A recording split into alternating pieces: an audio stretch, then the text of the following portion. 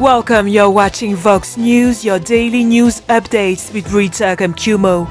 Our headlines today: Mali's opposition leader Soumaïla Cissé has been released alongside European hostages who had been detained by suspected jihadists. President Muhammadu Buhari warns that Nigeria's economy may lapse into recession as revenue generation remains a challenge. Young African climate activists urge world leaders to treat climate change as an urgent crisis. Our top story today: Mali's government on Thursday confirmed the release of opposition leader Soumaïla Cissé and 3 European hostages who were believed to have been held by jihadists. His Excellency Mr. Bando, President of the Transition and Head of State, Colonel Assimi Goïta, Vice President of the Transition, Mr. Mokhtar Wan, Prime Minister and Head of Government, the Government of the Republic of Mali, and the President of the Task Force for the Liberation of the Honorable Soumaïla Cissé, informed the nation and the world of the liberation of Mr. Soumaïla Cissé, President of the Union for the Republican Democracy Party, UDR, of Mrs. Sophie Petronin, citizen of France, and of Mr. Nicolas Ciaccio and Mr. Pierluigi Macali, citizens of Italy. According to the Malian government, the hostages were released in exchange for over 100 jihadists who were in government custody. A tweet on Thursday indicated that the French aid worker Sophie Petronin, abducted from the city of Gao in December 2016, and Soumaïla Cissé were on their way to the capital city, Bamako.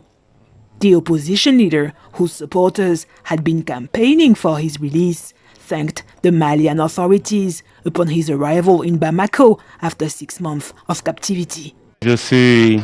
I'm very happy to be here for Mali, for my family, to spend 6 months in the most difficult conditions, in the most austere climate, very hard living conditions, as you know, in the Great Sahara, in an almost permanent isolation in these areas. But I must confess that I was not subjected to any violence, neither physical nor verbal. But today's purpose is to say thank you, to thank the new Malian authorities. They have changed during my absence. The President and Vice President were invested on 25th September.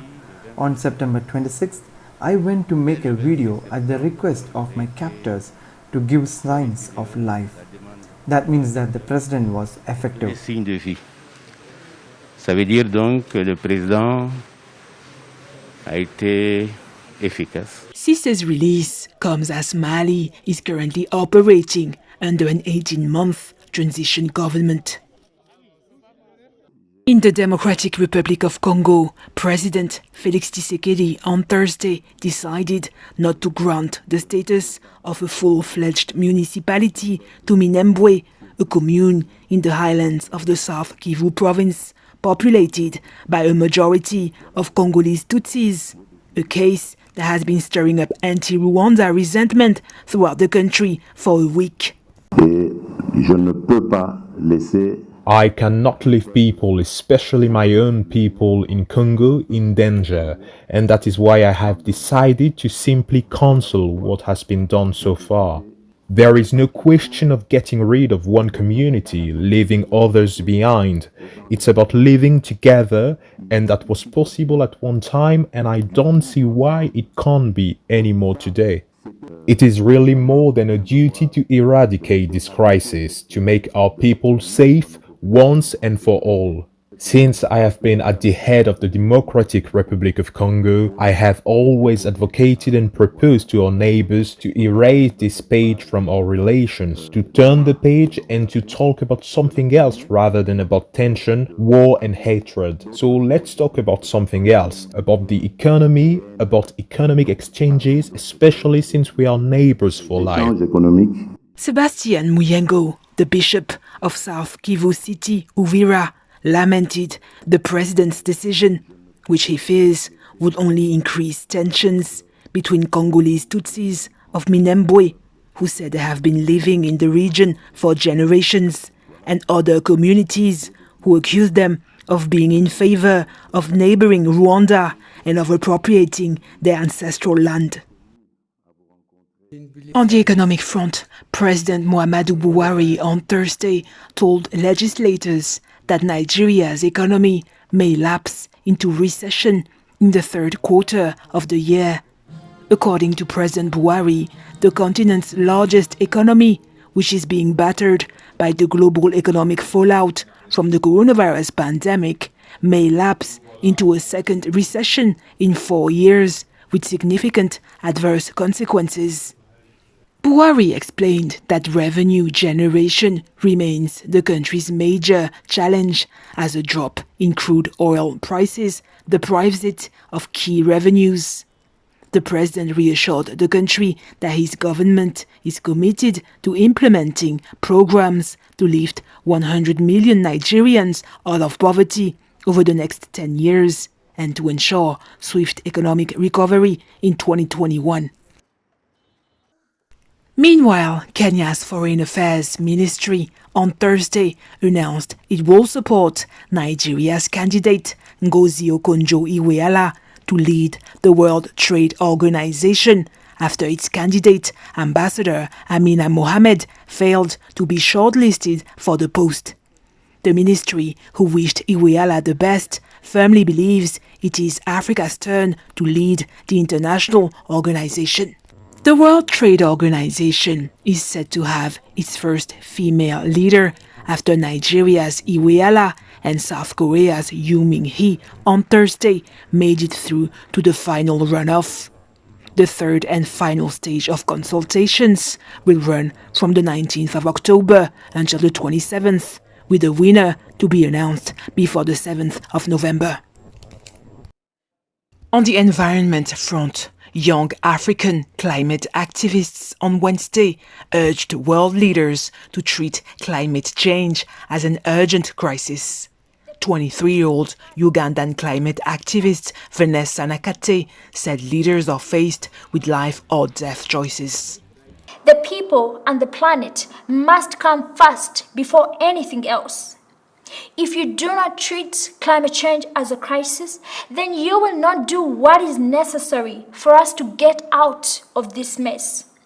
It is time for leaders to leave their comfort zones and see the danger that we are in and do something about it. This is a matter of life and death. We are showing you the direction. There are two choices we present to you today: life and death. Choose life for the people. Choose life for the ecosystems. Choose life for the planet. 18-year-old South African climate activist Uyaka Melitafa also urged world leaders to take action. My message to you is this: we need to stop being passive. We need to stop putting each other down and criticizing each other. We are powerful beyond measure. And together, we will truly make powerful and effective change.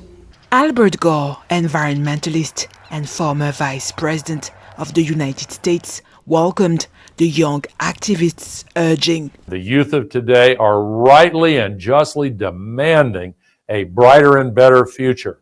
They're embracing the challenge as if their lives depend on it, because they do.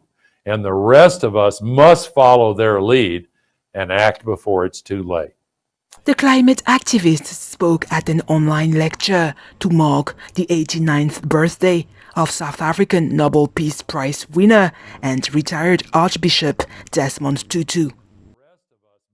On the international scene, Spain's Prime Minister Pedro Sanchez on Thursday announced having signed a memorandum with Algeria to expand their commercial and environmental cooperation during his visit to Algiers.